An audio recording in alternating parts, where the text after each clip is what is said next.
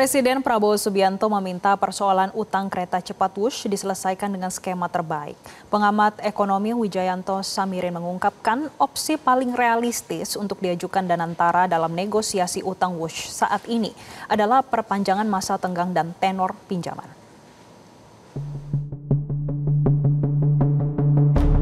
Opsi-opsi untuk meminta misalnya perpanjangan masa pinjaman itu bagian nanti dari skenario skema yang terbaik. Dalam rapat terbatas dengan jajaran tim ekonominya, Presiden Prabowo Subianto meminta Menteri Keuangan Purbaya Yudi Sadewa dan BPI Danantara mencari cara dan melihat berbagai opsi untuk menyelesaikan utang kereta cepat Wush tanpa gejolak ke perekonomian.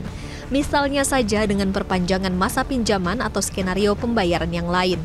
Langkah Presiden Prabowo ini mendapat apresiasi dari DPR. Anggota Komisi 6 DPR RI, Herman Hairon, menyampaikan bahwa penyelesaian masalah hutang Wush saat ini masih dikaji dengan mempertimbangkan berbagai alternatif, sebagai salah satunya dengan negosiasi restrukturisasi penyesuaian jangka waktu pinjaman. Saya kira ini sudah tepat ya, arahan dari Presiden Prabowo Subianto. Tentu harus mendudukkan kembali antara pemerintah dan BPI Danantara sebagai pengelola dividen atas BUMN yang tentu harus mencari opsi-opsi. Dari kemarin kan saya juga membicarakan, ini jangan masuk kepada polemik masa lalu lah gitu. Dan ini sudah berjalan, sekarang sudah operasi, Wush sudah bisa digunakan sebagai transportasi publik, dan bagaimana sekarang mencari solusi untuk agar supaya kereta api cepat Jakarta-Bandung ini nggak rugi gitu. Pengamat ekonomi Wijayanto Samirin memaparkan setidaknya ada beberapa komponen utama yang bisa menjadi bahan negosiasi dalam restrukturisasi utang proyek kereta cepat Wush. Di antaranya perpanjangan masa tenggang atau grace period, tenor, suku bunga hingga debt to equity swap, yakni menukar utang dengan saham. Namun dari sejumlah opsi itu, yang paling realistis untuk diajukan BPI Danantara dalam negosiasi utang Wush saat ini adalah perpanjangan masa tenggang dan perpanjangan tenor pinjaman. Ada beberapa poin yang bisa kita lakukan. Yang pertama, tenor diperpanjang. Tadi Pak Herman mengatakan dari 40 ke 60. Kalau bisa lebih panjang lagi bagus.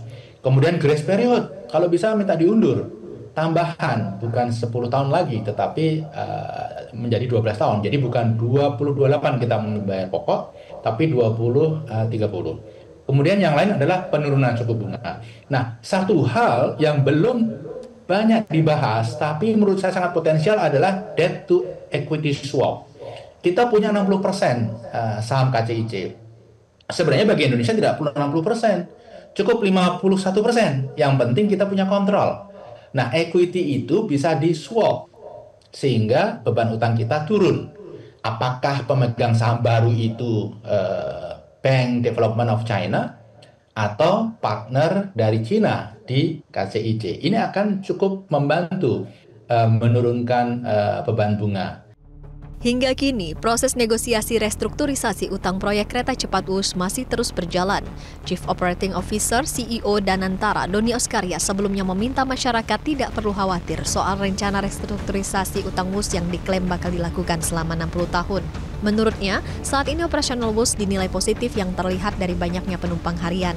Yang pasti, skema pembayaran baru sekalipun masih membutuhkan subsidi, diharapkan tidak dirancang untuk memberatkan kas negara atau APBN maupun Danantara sebagai induk BUMN. Tim Liputan, Metro TV. Jelajahi cara baru mendapatkan informasi. Download Metro TV Extend sekarang.